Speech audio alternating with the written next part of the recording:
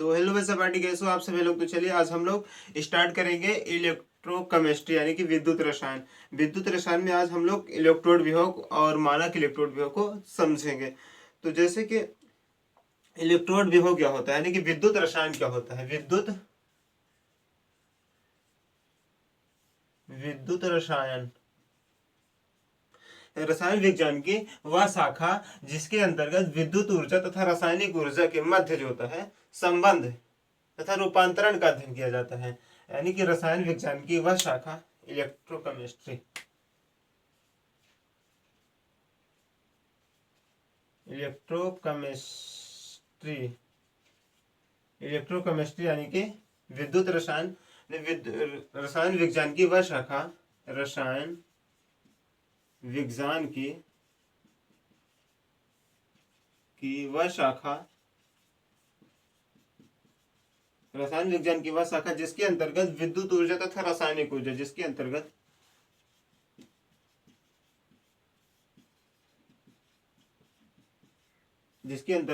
विद्युत ऊर्जा तथा रासायनिक ऊर्जा के मध्य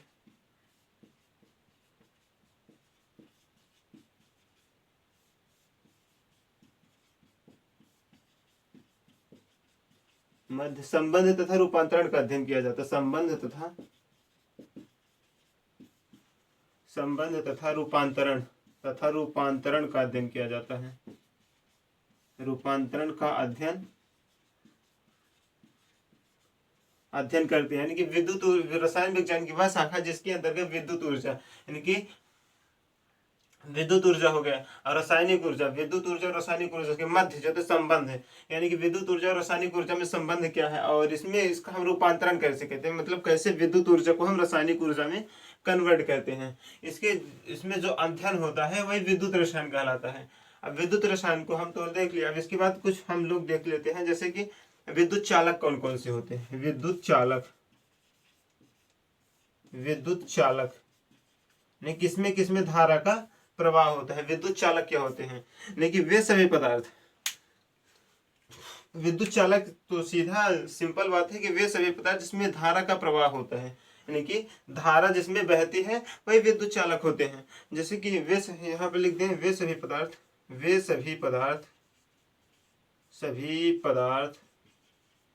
जिसमें धारा प्रवाहित होती है जिसमें विद्युत धारा प्रवाहित होती है धारा प्रवाहित होती है।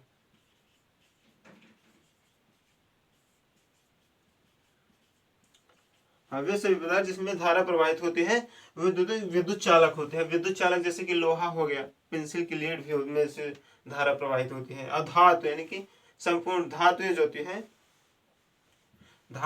है धातु में विद्युत चालक होती है। धातु जो होती है विद्युत की चालक होती है। एग्जाम्पल में जैसे धातु मेटल, धातु यानी में जैसे कि हो गया लोहा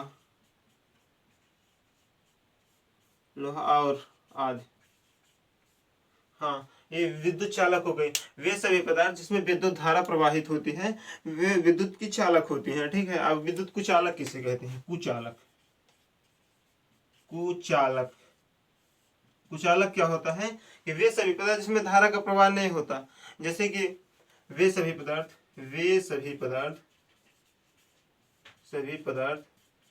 जिसमें धारा का प्रवाह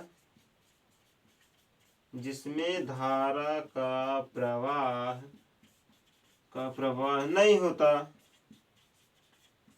होता वो क्या होती हैं? कुचालक होती हैं। जैसे कि हो गया रबड़ हो गई, कांच हो गया। जैसे कि एग्जांपल में रबड़ देख ले, रबड़ देखे होंगे आप। रबड़ हो गई, कांच हो गया। कांच भी विद्युत का चालक नहीं होता। और रबड़ हो गई, कांच हो गई। शुद्ध जल जो तो मेन शुद्ध जल जो होता है, प्योर वाटर जो होता है, ये भी विद्युत का कुचालक होता है। शुद्ध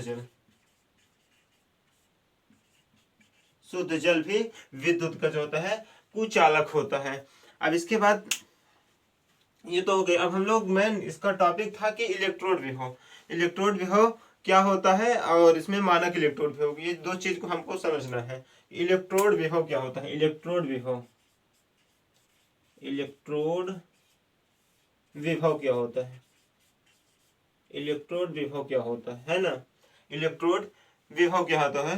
तो जैसे कि हम लोग इसको एग्जाम्पल से समझते हैं, एग्जाम्पल से समझते हैं। जैसे कि हम लोग एक बीकर ले लिए, ठीक है, इसमें हम लोग एक इलेक्ट्रोड डाल देते हैं, धातु का एक इलेक्ट्रोड डाल देते हैं। ये जैसे कि जिंक हो गया, जिंक धातु का एक इलेक्ट्रोड डाल देते हैं। और यहाँ पर ये हम इसका विलयन, हाँ यहाँ पर ZnSO4 जिंक सल्फेट का एक हम लोग विलयन है।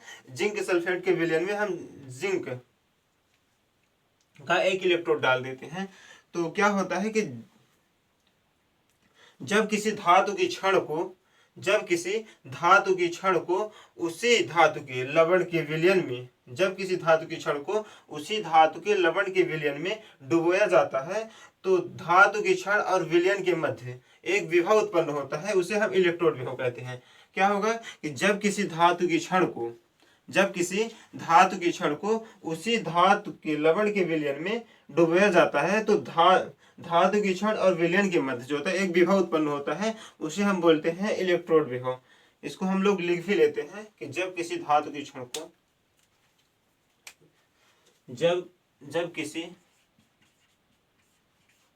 किसी धातु की क्षण को, धातु की क्षण को, ये वाला,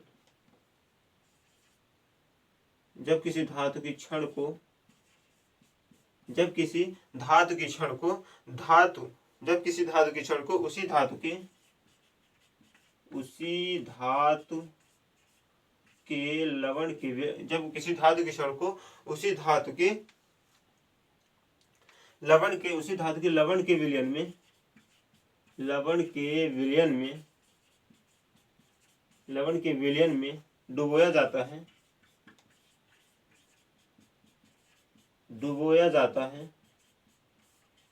तो जैसे जब किसी धातु की क्षण और विलयन जब किसी धातु की क्षण को उसी धातु के लवण के विलयन में डुबोया जाता है, तो धातु की क्षण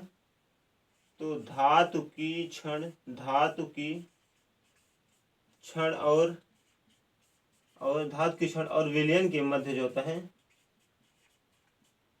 विलयन के मध्य, धातु की क्षण और विलयन के मध्य एक विभव उत्पन्न हो जाता है, एक विभव उत्पन्न हो जाता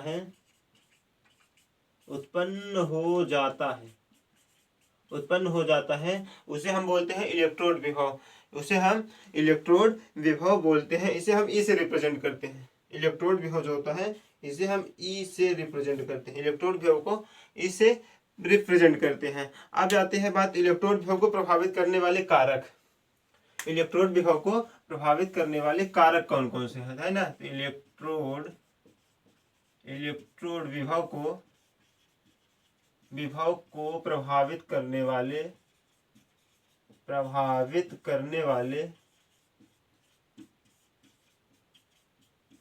कारक, इलेक्ट्रोड विभव को प्रभावित करने वाले कारक कौन कौन से हैं। तो पहला है चालक की प्रकृति, चालक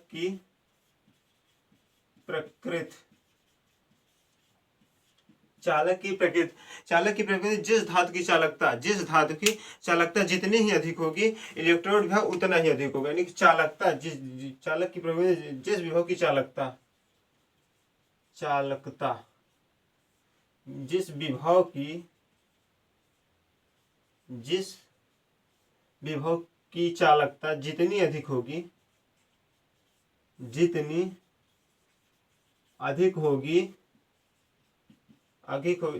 जिस विभव की चालकता जितनी होगी, विलयन की चालकता उतनी अधिक है, विलयन की चालकता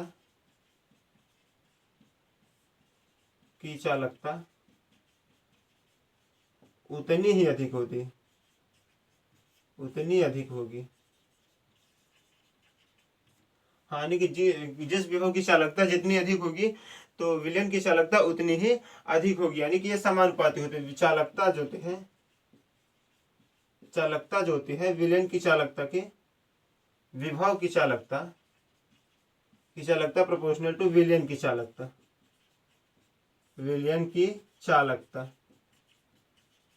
यानी कि विभव की चालकता प्रोपोर्शनल टू समानुपाती होती है विलयन की चालकता, यानी कि चालकता जितनी, विभव की चालकता जितनी अधिक होगी उतनी ही चालकता विलयन की चालकता भी अधिक होगी। ये अधिक का चिन्ह। यदि विलयन की चालकता को, विभव की चालकता को कम करेगी तो विलयन की चालकता भी कम हो जाएगी। इसके बाद है धातु आयन की सांद्रता। सेकेंड, धातु आयन की, धातु आयन की सांद्रता, धातु आयन की सांद्रता, यानी कि धातु आयन की सांद्रता जो होती है बढ़ाने पर, धातु आयन की सांद्रता बढ़ाने पर, धातु आयन की सांद्रता, सांद्रता बढ़ाने पर जो होता है, सांद्रता अगर जो हम बढ़ाएंगे, सांद्रता को बढ़ाने पर, सांद्रता को बढ़ाने पर जो होता है इलेक्ट्रोड विभव का मान घटता है, यानी कि ये व्युत्क्रमानुपाती होती है। इलेक्ट्रोड विभव है ना, इलेक्ट्रोड विभव व्युत्क्रमानुपाती होती है, यानी कि सांद्रता को यदि बढ़ाएंगे तो इलेक्ट्रोड विभव का मान क्या होता है, कम होता है। इलेक्ट्रोड विभव का मान क्या होगा, कम होगा। हाँ, यदि सांद्रता को बढ़ाएंगे तो इलेक्ट्रोड विभव का मान कम होगा, यदि इलेक्ट्रोड विभव को बढ़ाएंगे तो सांद्रता का मान कम हो जाएगा। यानी कि धातु आयन की सांद्रता, अगर जो धातु आयन की सांद्रता को बढ़ाने पर इलेक्ट्रोड विभव का मान जो होता है कम हो जाता है, यानी कि घट जाता है। इसके बाद तीसरा क्या है कि ताप, ताप बढ़ाने पर, ताप क्या है, ताप टेम्परेचर, ताप बढ़ाने पर जो होता है इलेक्ट्रोड विभव जो होता है बढ़ता है। ताप बढ़ाएंगे, अगर ताप को बढ़ाएंगे तो इलेक्ट्रोड विभव जो होता है, तो इलेक्ट्रोड विभव जो होता है बढ़ता है। इलेक्ट्रोड विभव जो होता है, इलेक्ट्रोड विभव, इलेक्ट्रोड विभव भी बढ़ता है। अगर ताप को बढ़ाएंगे तो इलेक्ट्रोड विभव भी बढ़ता है। इसके बाद हम लोग देखेंगे मानक इलेक्ट्रोड विभव। मानक इलेक्ट्रोड विभव क्या होता है, मानक इलेक्ट्रोड विभव, मानक इलेक्ट्रोड विभव क्या होता है, मानक इलेक्ट्रोड विभव है ना।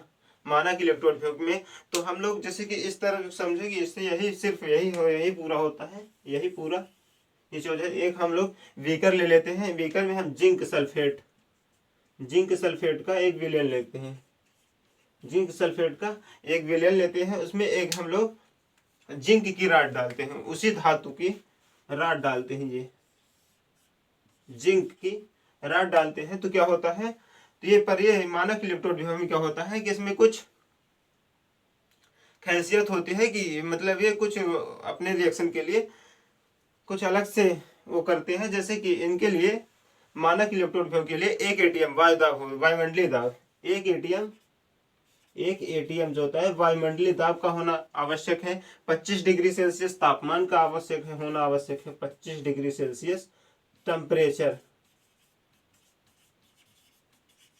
25 डिग्री सेल्सियस टेम्परेचर का होना आवश्यक है। और यहाँ पर जो होता है एक मोलर सांद्रता, एक मोलर सांद्रता,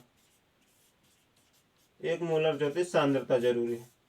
हाँ, तो इतनी चीज जरूरी होती है मानक इलेक्ट्रोड विभव में, और ये चीज पूरी परिभाषा यही हो जाती है। यानी कि शुरू में हम लोगों को ये चीज जोड़ना होता है, एक एटीएम 25 डिग्री सेल्सियस टेम्परेचर और एक मोलर सांद्रता को, ये पूरी परिभाषा यही होती है। तो जैसे कि यहाँ पर सिर्फ मानक इलेक्ट्रोड विभव क्या होता है, एक एटीएम वायुमंडलीय दाब होना चाहिए, 25 डिग्री सेल्सियस टेम्परेचर होना चाहिए और एक मोलर सांद्रता को होना आवश्यक है। तो इसका फाइनल मानक इलेक्ट्रोड विभव क्या होता है कि जब किसी, हाँ, एक धातु की क्षण हो गई, ये मतलब ये जिंक सल्फेट का एक विलयन हो गया, तो एक वायुमंडलीय दाब, यानी कि एक वायुमंडलीय दाब और 25 डिग्री सेल्सियस तापमान, एक वायुमंडलीय दाब और 25 डिग्री सेल्सियस तापमान पर जब किसी धातु की क्षण को एक मोलर सांद्रता वाले उसी धातु के विलयन में, एक मोलर सांद्रता वाले उसी धातु के विलयन में जब डुबोते हैं तो धातु की क्षण और विलयन के मध्य एक विभव उत्पन्न होता है, उसे हम मानक इलेक्ट्रोड विभव बोलते हैं। तो ये रहा मानक इलेक्ट्रोड विभव की, पूरा हो गया। तो आज के लेक्चर में आज की क्लास में हम लोग इतना ही करते हैं। मिलते हैं नेक्स्ट वीडियो में नेक्स्ट टॉपिक के साथ। तो thank you so much, love you to all, जय हिंद, बाय बाय।